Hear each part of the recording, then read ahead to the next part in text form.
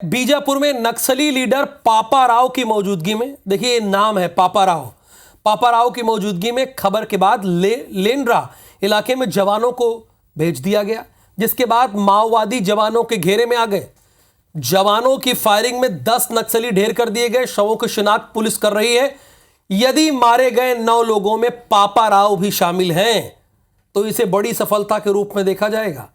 मौके से स्वचालित, थोड़ा मैं इसको सरल भाषा में बोल दूं, कई बार इंग्लिश सरल लगती है, ऑटोमेटिक अत्याधुनिक हथियारों की बरामद भी यहां पर हुई है।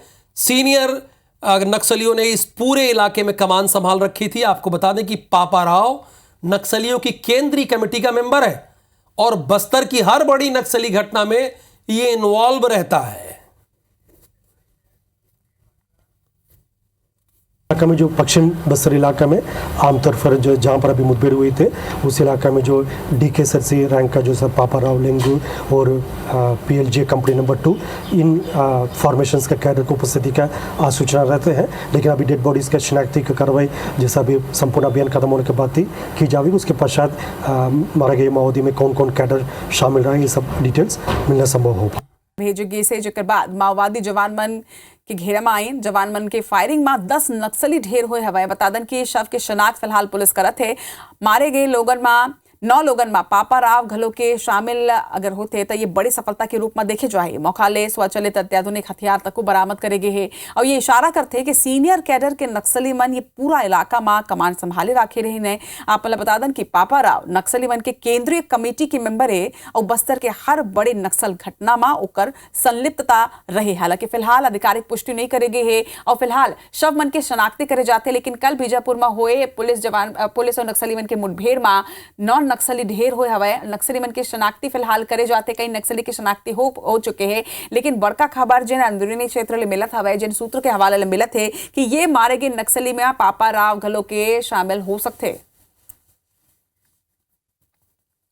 इलाका में जो पश्चिम बस्तर इलाका में आमतौर पर जो जहाँ पर अभी मुठभेड़ हुई थे उस इलाका में जो DK सरसी रैंक का जो सर पापा राव लेंगू और PLJ कंपनी नंबर 2 इन फॉर्मेशंस का कैडर को उपस्थिति का सूचना रहते हैं। लेकिन अभी डेड बॉडीज़ का शिनाख्ती की कार्रवाई जैसा अभी संपूर्ण अभियान खत्म होने के बाद ही की जाएगी। उसके पश्चात मारे गए माओवादी में कौन कौन कैडर शामिल रहा, ये सब डिटेल्स मिलना संभव होगा।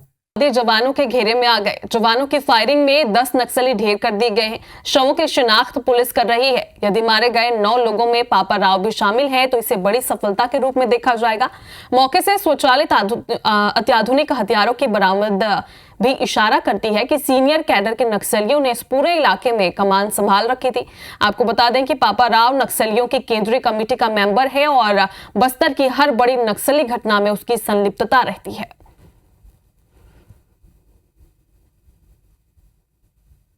इलाका में जो पश्चिम बस्तर इलाका में आमतौर पर जो जहाँ पर अभी मुठभेड़ हुई थे उस इलाका में जो DK सरसी रैंक का जो सर पापा राव लेंगू और PLJ कंपनी नंबर 2 इन फॉर्मेशंस का कैडर को उपस्थिति का सूचना रहते हैं। लेकिन अभी डेड बॉडीज़ का शिनाख्ती की कार्रवाई जैसा अभी संपूर्ण अभियान खत्म होने के बाद ही की जाएगी। उसके पश्चात मारे गए माओवादी में कौन कौन कैडर शामिल रहा, ये सब डिटेल्स मिलना संभव होगा। इस साल की शुरुआत से ही नक्सलियों और सुरक्षा बलों का लगातार सामना हो रहा है। लाल लड़ाके दहशत फैलाने की कोशिश करते रहते हैं और सुरक्षा बलों के जवान नक्सलियों को मुंहतोड़ जवाब भी दे रहे हैं। 30 जनवरी 2024 को बीजापुर में 3 जवान शहीद हुए थे, 15 जवान घायल हुए थे और 14 फरवरी को सुकमा में ग्रामीण की हत्या की गई थी। ये पूरा ब्यौरा आपको दे रहे हैं।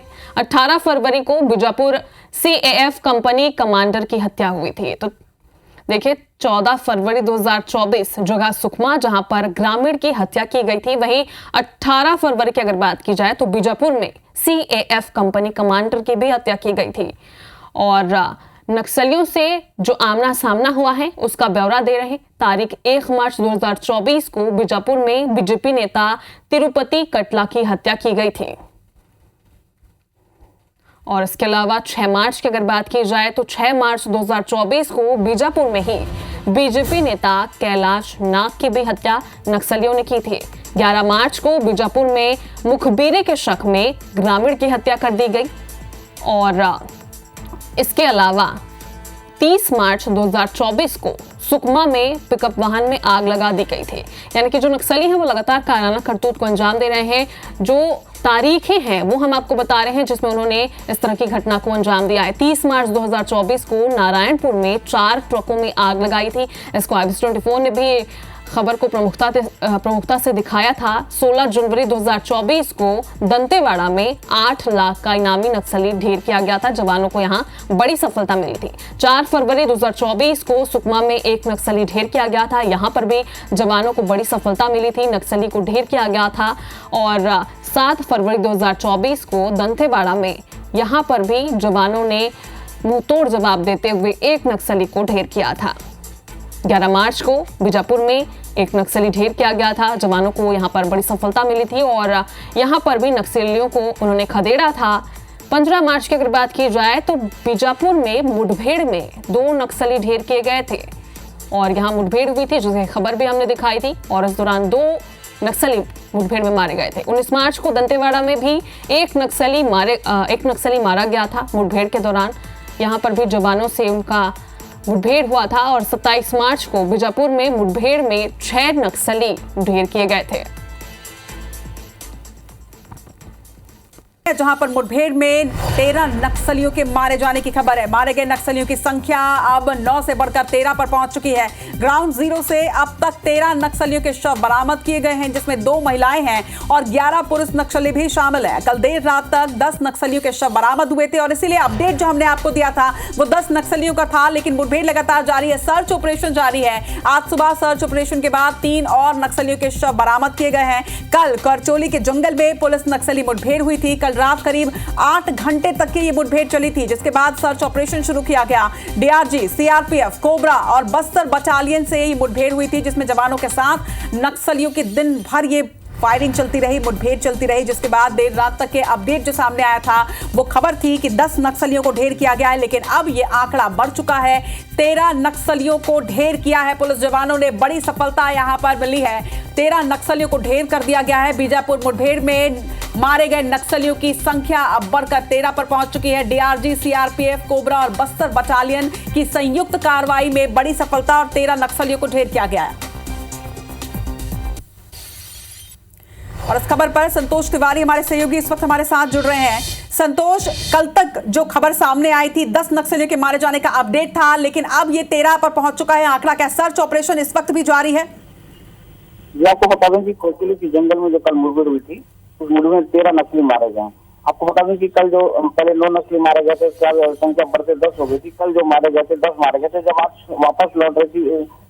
वापस लौट रही थी पुलिस की पार्टी, तब देखा कि 3 माओवादियों के शव और पड़े हैं, तो कुल मिला के 13 नक्सली इसमें मारे गए हैं। आपको बता दूं कि सर्च ऑपरेशन की जो अभी भी वापस टीम पहुंच रही है।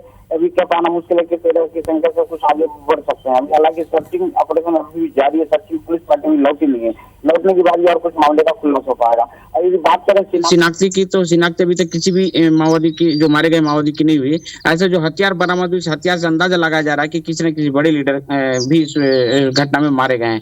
हालांकि नक्सलियों की शिनाख्त करने के बाद ही कुछ मामले का और भी कुछ खुलासा हो पाएगा, क्योंकि जो हथियार है, क्योंकि बड़े हथियार जो बरामद हुए, एक अंदाजा लगाया जा रहा है कि किसी न किसी बड़े लीडर भी इस मुठभेड़ में मारे गए हैं। हालांकि अभी नक्सलियों की संख्या मानी जाए तो 13 है और पूरे IG और बस्तर के IG और पुलिस अधीक्षक गंगलूर में पूरा उनका निगाहें बने हुए हैं और पुलिस पार्टी लौटने के बाद ही अभी कुछ और पता चल जाएगा। हालांकि 13 माओवादियों के शव बरामद कर लिया गया है। जी बिल्कुल संतोष, कुछ बड़े लीडर्स के भी यहाँ पर होने की सूचना सामने आई थी और जिस तरह से अभी अपडेट सामने आ रहा है, अपने आप में बड़ी सफलता है। 13 नक्सलियों को मारा गया है, यहाँ पर ढेर किया गया है। आंकड़ा बढ़ने की भी संभावना जताई जा रही है, लेकिन जो शिनाख्त की बात आप कह रहे हैं, कब तक ये बात सामने आ पाएगी कि क्या इन 13 लोगों में कोई बड़ा लीडर भी शामिल है जिसे ढेर कर दिया गया? जी आपको बता दूं कि कल बस्तर जी ने कहा था कि एक जो बड़े लीडर हैं, जो केंद्रीय कमेटी के माने जाते हैं, पापा राव, उनकी उपस्थिति होने की सूचना पर ही पुलिस बल वहां रवाना हुई थी। इस मुठभेड़ में जो हथियार बरामद हुए हैं, कहीं ना कहीं ऐसा लगाया जा रहा है कि पापा राव भी इस घटना में शामिल होंगे, लेकिन पापा राव की घटना में शामिल होने की शिनाख्त अभी तक नहीं हो पाई, जिसको लेकर ही पुलिस ने साफ कहा कि अभी हम लोग किसी भी तरीके से शिनाख्ती की बात नहीं कर पा रहे हैं।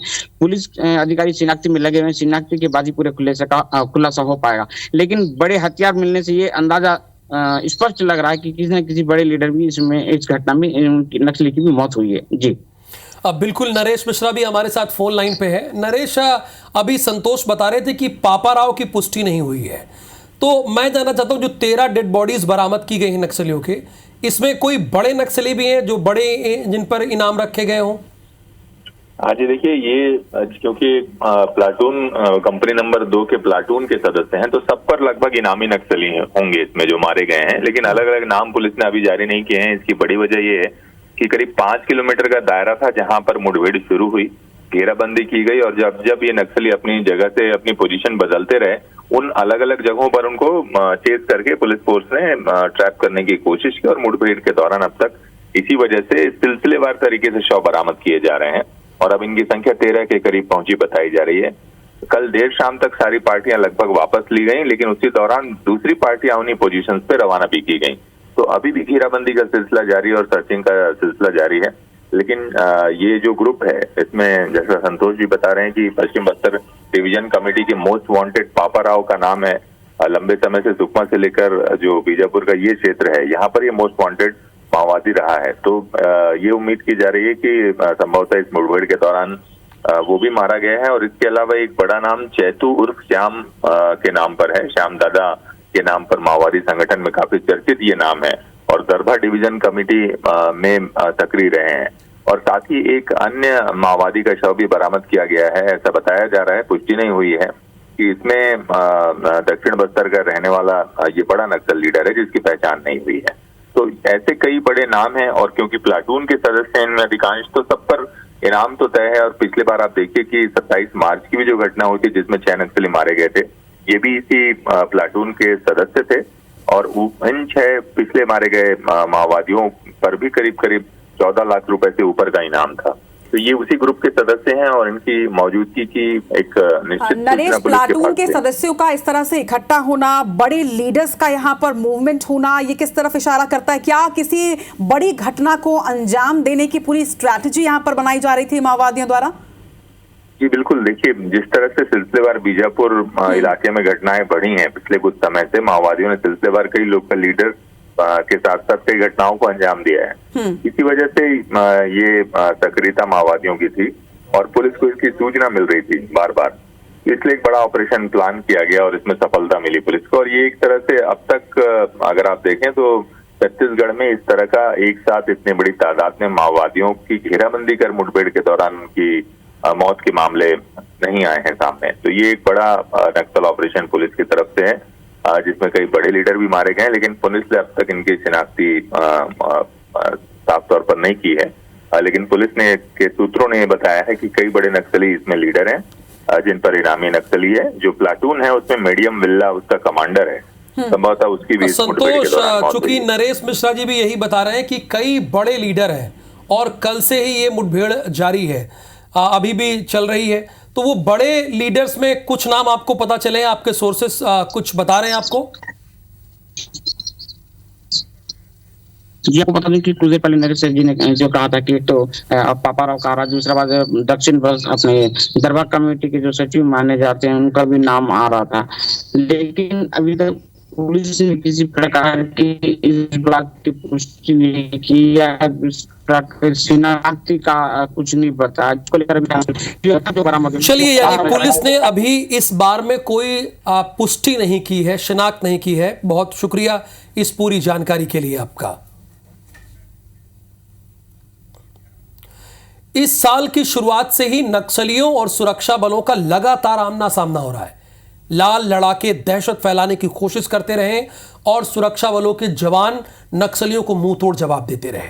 देखिए 30 जनवरी 2024 को बीजापुर में 3 जवान शहीद, 15 जवान घायल। नक्सलियों से जब सामना हुआ, ये प्लेट बदलती जाएंगी, तारीखें बदलती जाएंगी, लेकिन हमले लगातार जारी है। 14 फरवरी 2024 जगह सुकमा ग्रामीण की हत्या, ये भी इसी साल की बात है। 14 फरवरी 2024 की जगह सुकमा है। फिर प्लेट बदली, 18 फरवरी 2024 जगह बीजापुर सीएएफ कंपनी कमांडर की हत्या कर दी गई।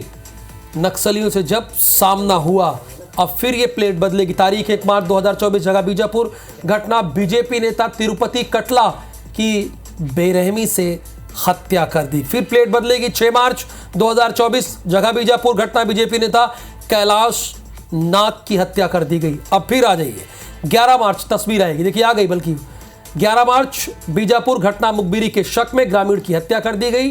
ये खबर मैंने आपको बताई थी सबसे पहले। अब उसके बाद फिर ये प्लेट बदलेगी।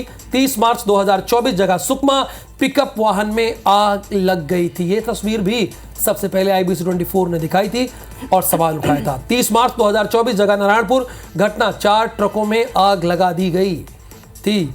अब उसके बाद तस्वीरें लगातार बदल रही हैं, प्लेट बदल रही है। 16 जनवरी फिर उसी पर आ जाते हैं, जगह दंतेवाड़ा 8 लाख का इनामी नक्सली ढेर हो गया था।